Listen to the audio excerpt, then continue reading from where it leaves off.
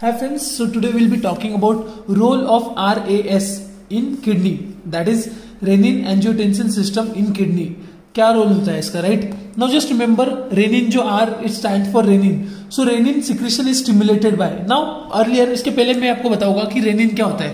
Rennin is a glycoprotein. Renin जो होता है it is a glycoprotein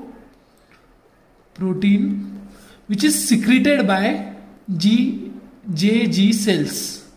that is juxtaglomerular cells glycoprotein ये produce करता है, that is known as renin. Renin के अंदर it consist of 340 amino acids होते हैं इसके अंदर, right? So now this is renin. Renin एक ग्लाइकोप्रोटीन है which is secreted by JG cells, that is juxtaglomerular cell. उसके अंदर it consist of 340 amino acids. Now just remember this fact that renin secretion is stimulated by. Now renin का जो secretion है it is stimulated on these 4 points. First, अगर arterial blood pressure जो होता है अगर वो गिर जाता है, that is fall off कम हो जाता है, fall of arterial blood pressure, then renin का secretion increase होगा. Then reduction in volume of extracellular fluids. जो extracellular fluids है अगर उनका volume भी कम हो गया then renin का secretion बढ़ने वाला है. Then increase in sympathetic activity. मतलब क्या होने वाला है, देखो सिंपैथेटिक एक्टिविटी में क्या है, सिंपैथेटिक सिस्टम मतलब क्या था, फाइट एंड फ्लाइट. सामने शेर आ गया, सो वी हैव टू इधर फाइट और फ्लाइट, यानी भाग जाना है, राइट? वो वाले केस में भी रेनिन का सिक्रेशन इंक्रीज होने वाला है.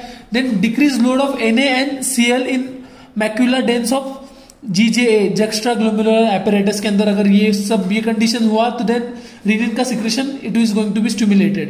Now just remember this system it is responsible for the maintenance of blood pressure in the body. Hence ये चारों points अब now you can connect, right? Now I'll be explaining you the process in the part of, मतलब मैं आपको एक flow chart के through पढ़ाऊंगा पूरा सिस्टम कैसा होता है.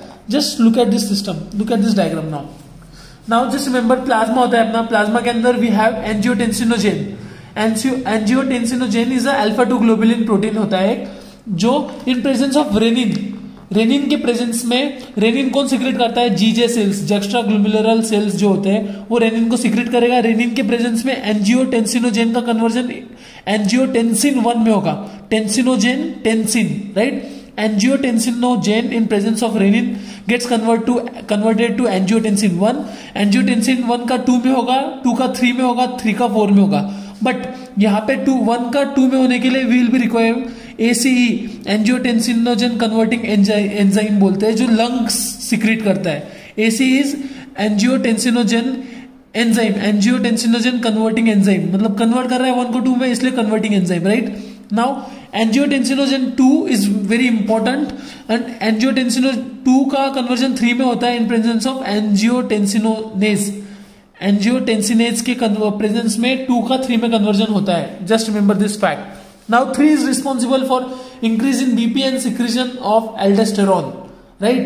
And 4 it is responsible for adrenal stimulation and vasopressor activities जो होती है उसके लिए responsible होता है ना.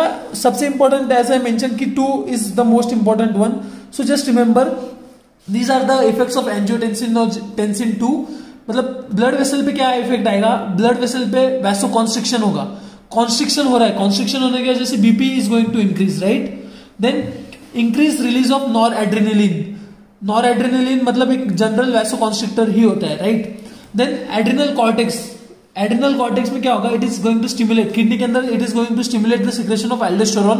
एड्रिनल कॉर्टेक्स के अंदर Na का जो रीअब्जॉर्प्शन है वो इंक्रीज होगा. वाटर का रीअब्जॉर्प्शन होने की वजह से ब्लड वॉल्यूम जो रहेगा it is going to increase. Blood volume की वजह से ब्लड प्रेशर भी इंक्रीज होगा ultimately, right? BP stand for blood pressure. And last is kidney and brain के ऊपर क्या एक्टिविटी बताता है. नाउ जस्ट रिमेंबर किडनी के ऊपर it regulates the glomerular filtration by 2 ways. First constrict the efferent arteriole. देखो efferent glomerular filtrate का अगर आप बोमेंस कैप्सूल का फिगर देखोगे there is an efferent and efferent arteriole. So ये जो क्या करता है, कंस्ट्रिक्ट कर देने वाला है एफेरेंट आर्टेरियोल को जो डिक्रीज करने वाला है फिल्ट्रेशन को, right? Now contracts the glomerular mesangial cell that decreases in filtration. Now mesangial cell जो होता है, मेसेंजियल सेल जो होता है वो कॉन्ट्रैक्टाइल सेल होता है that regulates the glomerular filtration. Now brain के ऊपर क्या एक्टिविटी आने वाली है, it is going to increase the water intake by stimulating the thirst centre.